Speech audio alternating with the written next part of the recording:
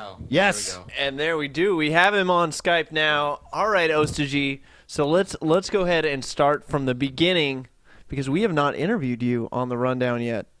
That's correct, right? Yeah. Third time's a charm. Third time's a charm, man. You took second to Violet in the finals. I believe it was rundown 2, was it? Or was it I don't think rundown it was the 3? finals, maybe the semifinals. Maybe But the yeah, semis? lost 2-1. So Violet, of course, at HomeStory Cup, and you had your chance, and you capitalized on it, man. So some fantastic performance, great play out of you today. It was a pleasure to watch, a pleasure to cast. Tell us a little bit about how you got involved in this tournament in the very beginning. The tournament itself, actually, funny story. There was a thread about it, and I was like, hey, I want an invite to this because it sounds awesome. Because it's a freaking $100 tournament, and there's only 8 players, so it doesn't take like 2 hours. And I posted there.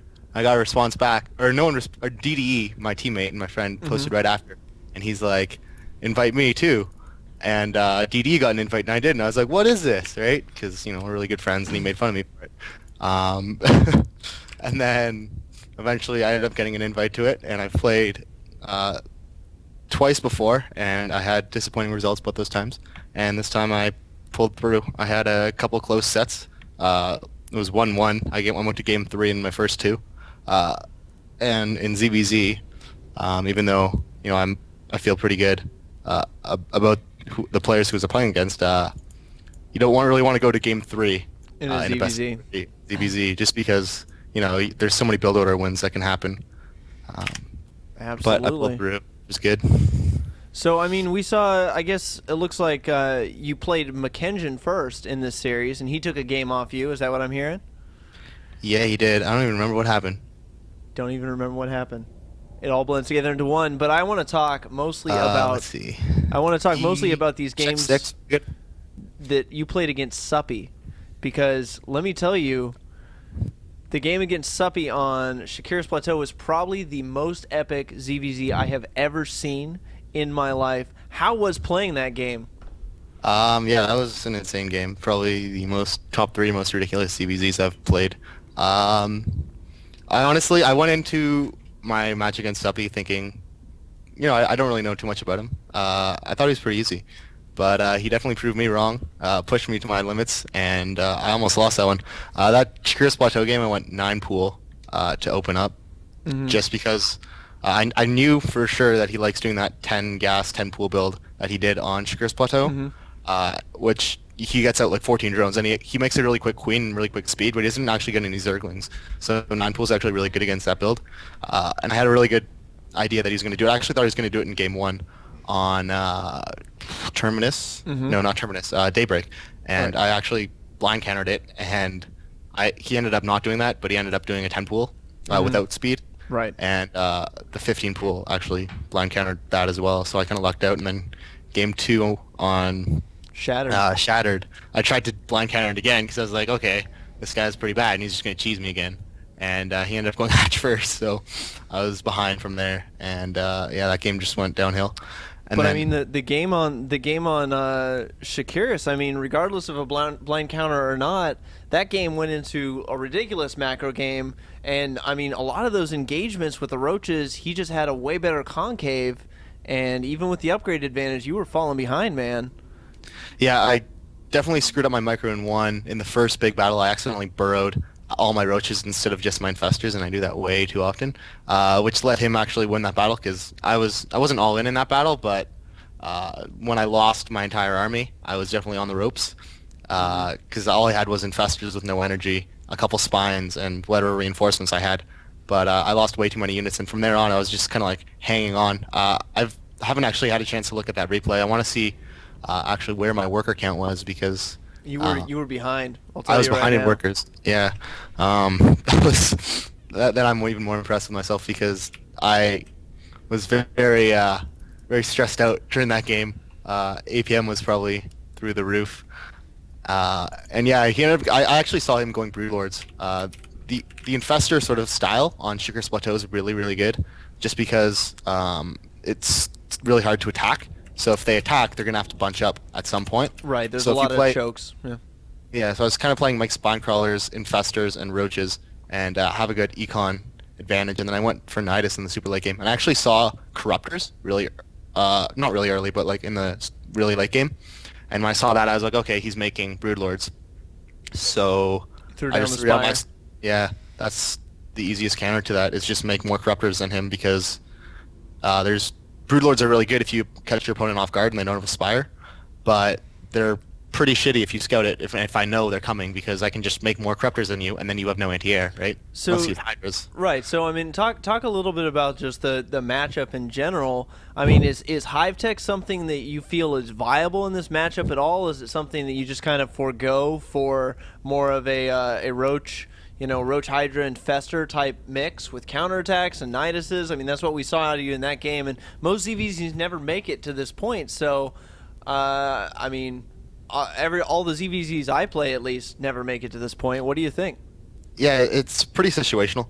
There are some styles where I've seen like Cats or Destiny, those weird. They have like a really weird style where they'll make a lot of infestors and spine crawlers and zerglings, and then they'll go to Hive. I don't know if they've done that, but I've definitely seen Cats do it. Where you just go Hive with infestors, spine crawlers, and zerglings, and get ultralisks. And the ultralisks obviously negate any fungal Ground growth, army.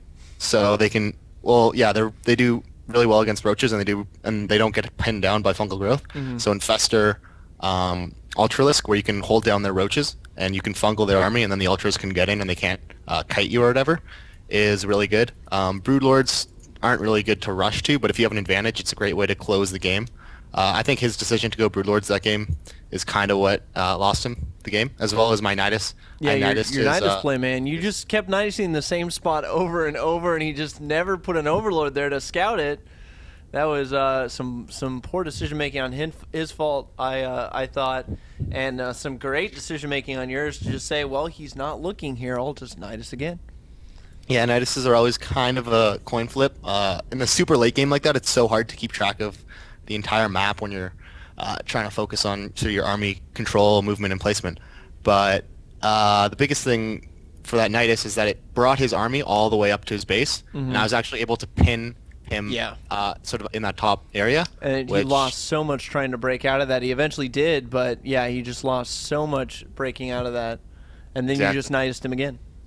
Yeah, and then I Nidused his main, and then I Nidused his expansion again. Which, if he had killed one of those, maybe the game would have turned out differently. I don't know. But, yeah, at that point, once I got the first Nidus down, I was feeling really good. Just because, that late in the game when you're maxed out and you have, like, a ton of larvae saved up and a ton of resources, it's all about the positioning for your army. And he had Hydralisks. So when he has Hydras and I only have Roaches and Infestors, it's so important to get really, really, really good positioning. And it's hard to get as well because the Hydras outrange everything you absolutely. have. So if he gets a good concave, like there's not much I can do in a straight up battle. Yeah, I have to kind of like get in there or get really good fungals because obviously I had more Infestors, but he had those Hydras. So Yeah, I mean it looked like you were losing the battles but barely holding on for basically the whole game, and then the Niduses popped for you and you did a ton of damage with those, and that kind of clawed you back in, because he had the worker count advantage as well through most of that.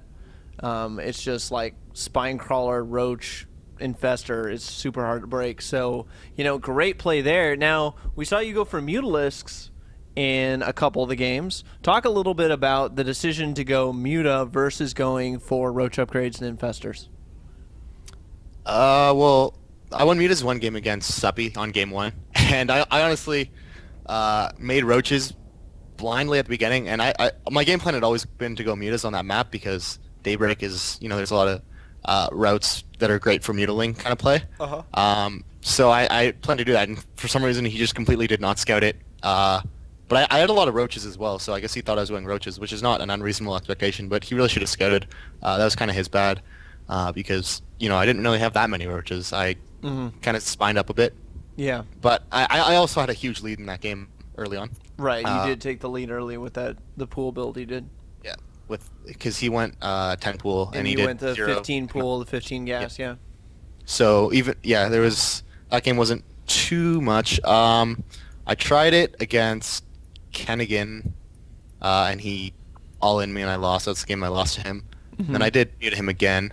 When else did I try? Did I try game I tried against Gauser, didn't I? You did On go Shakuris. Yeah, I did yeah. On Shakuris, yeah. Shakuris is a great map for Mutas, as is Antigua Shipyard, just because you can defend with spine crawlers really, really well.